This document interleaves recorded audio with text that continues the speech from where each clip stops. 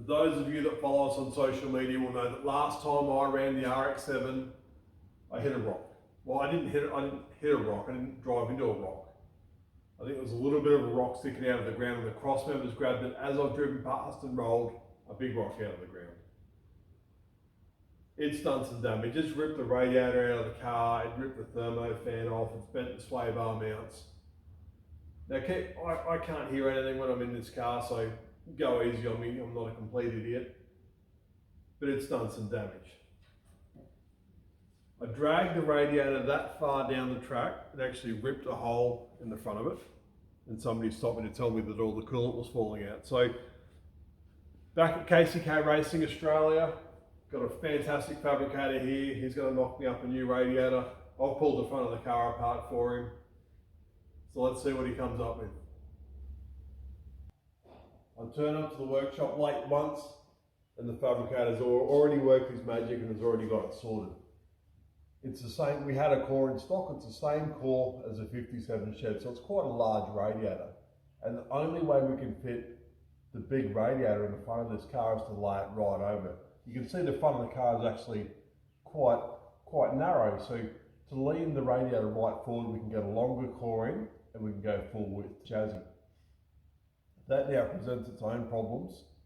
The engine is higher than the radiator, so we've had to fabricate an expansion tank, and this is used to bleed the air out of the system, so we fill and the radiator cap's on the top of the expansion tank.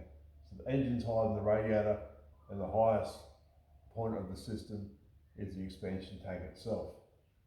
The radiator's in there, it's quite a tight fit, but as much as we like to think the front of the car is really solid, even with coilovers on a standard sedan, the front of the car moves around so much. If we were to mount the radiator with solid mountings, it would break the mounts really fast, or indeed crack the radiator. So this basically just sits in a channel at the bottom so it can move around with a couple of brackets up the top. Now the radiator is foam mounted. Another little trick is one of the little wires here is an earth for the radiator itself. And this goes a long way to preventing electrolysis in the cooling system. Because the radiator is mounted with rubber hoses sitting in rubber mounts, if there's any earthing issues or charging issues or electrical issues period in the car, it will end up showing up in the radiator, and you might even see it in the core. It'll start to discolor and go black inside. So that's how we deal with that. Little thermo fan mounted on the front. It's got the bottom of the radiator raised up from where it was originally.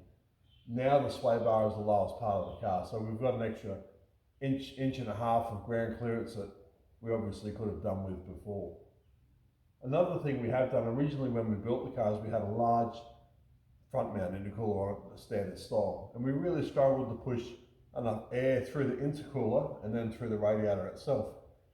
And that's why we've gone to these little side mount air-to-air intercoolers, basically one intercooler for each turbo, feeding back into the one intake pipe into the throttle body and plenum. This allows us to get a good amount of flow through the radiator. We only need the thermo fan driving around the pits. The airflow through the front bar, up through the radiator and under the bonnet is more than enough to keep it cool. And the airflow out here is actually quite substantial, and it just goes out behind the wheels and out through the front guards. But now that we've got it sorted, we can go racing, we can get back on track. We've got one event left for the year. At the end of the year, we're intending to give this thing a birthday, a bit of an update, change a few little bits and pieces, so stand by for that. We'll keep you informed and we'll keep the videos coming. Thanks for watching, stay tuned, give it a thumbs up, subscribe, and I'll see you on the next video.